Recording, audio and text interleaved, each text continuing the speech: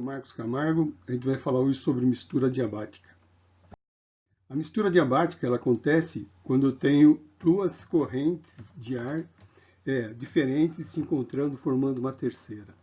Pode ter sistema mais complexo, não tenho mais do que duas correntes de ar de entrada, com outras saídas, mas para a gente conhecer os mecanismos básicos e os cálculos básicos, vamos considerar só duas entradas, tendo uma terceira resultante.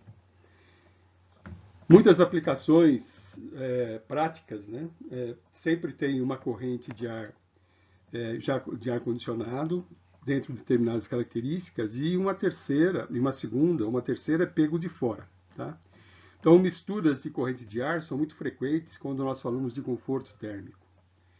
Grandes edifícios, né, hospitais, supermercados, eles demandam muito condicionamento de ar e é necessário que se tenha uma reposição de ar fresco, com uma frequência estabelecida. Então, o que nós vamos estar falando aqui faz parte dos cálculos de engenharias básicos.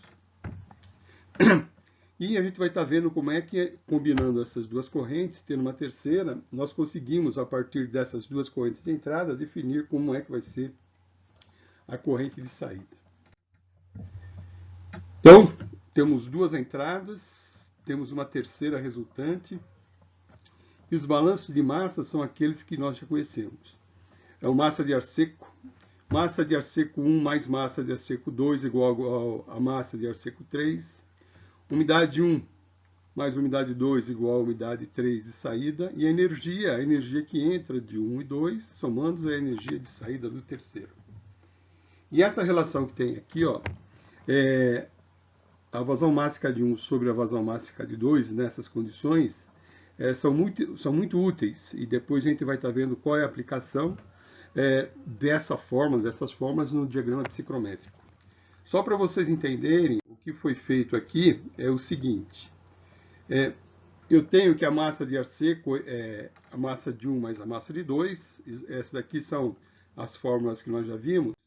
E o que está fazendo, a gente vai estar substituindo na massa de vapor d'água, aqui a massa, isso daqui, ó, aqui é M3. Então eu estou substituindo o M3 por massa de 2 mais a massa de 1. E aqui eu desenvolvo a equação. Desenvolvendo a equação, eu chego nessa fórmula aqui, ó, que foi a fórmula que nós já acabamos de ver. Certo, pessoal? Eu fiz isso só para mostrar qual é o desdobramento da equação. E aqui, ó, para energia é a mesma coisa. A gente vai chegar nessa condição, que depois, fazendo os cálculos, chegamos naquela fórmula em vermelho que eu já mostrei para vocês. Tranquilo? Tranquilo. A condição resultante, então, é a seguinte, ó. Essa equação que eu tenho aqui, essa equação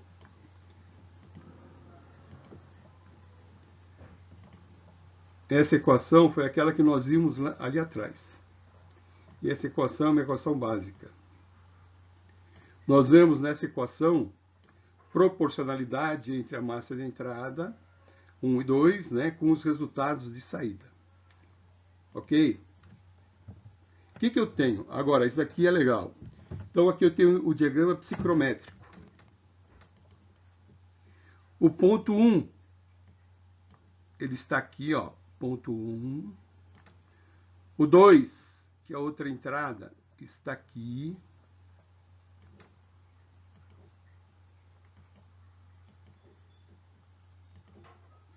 Ponto 2 está aqui, ó. E o meu ponto de interesse, o ponto 3, está entre 1 e 2. Está entre 1 e 2, ó. O ponto 3 está aqui, ó. Ok? Então, o ponto resultante, as condições resultantes nesse fluxo, que é a combinação do 1 e 2, esse fluxo que nós chamamos de 3, vai ficar entre o ponto 1 e o ponto 2. Ok, pessoal? Tá aí, ó. Vai ficar aí, ó.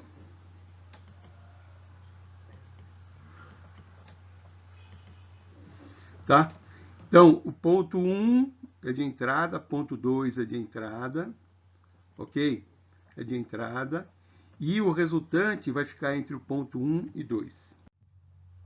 E aqui nós temos 3 exercícios. Esse primeiro a gente vai fazer junto. Então, o ar saturado que sai da seção de resfriamento de um sistema de condicionamento de ar a 14 graus e 50 metros cúbicos por minuto é misturado adiabaticamente, sem troca de calor com o meio ambiente, com ar externo a 32 e umidade relativa de 60%. Tá? A uma taxa de 20 metros cúbicos por minuto. Bom, admitindo que o processo de mistura ocorra à pressão de uma atmosfera, determine a umidade específica, relativa, temperatura de bulbo seco e vazão volumétrica da mistura. Tranquilo? Então ali, ó, na entrada tem ar saturado, então a umidade relativa é 100%. Aqui tem o outro ar que está entrando com características específicas. A gente quer saber como é que sai as condições ali no ponto 3, o fluxo 3. A gente vai estar usando o diagrama psicrométrico, a gente vai estar achando o ponto 1 e 2 aqui, a gente vai estar achando entalpia, a umidade específica de 1 e volume específico de 1, entalpia de 2, umidade específica de 2, volume específico de 2. A gente vai estar achando as vazões mássicas e a vazão mássica total. A gente vai estar achando a umidade específica de 3, a entalpia de 3, e sabendo 2 pontos, nós já vimos, né? Se a gente tem o conhecimento de 2 variáveis no diagrama psicrométrico, a gente acha todo o resto. Através dessas condições, nós vamos achar, né, a temperatura de saída, a umidade relativa de saída, o volume específico e a vazão volumétrica final. Tem mais 2 exercícios que eu vou estar passando para vocês, a gente vai estar discutindo em sala de aula, ok? E a gente vai estar tirando as dúvidas à medida que a gente vai fazendo o desenvolvimento do raciocínio. Muito obrigado, uma boa tarde para vocês, uma boa noite, né? Até daqui a pouco.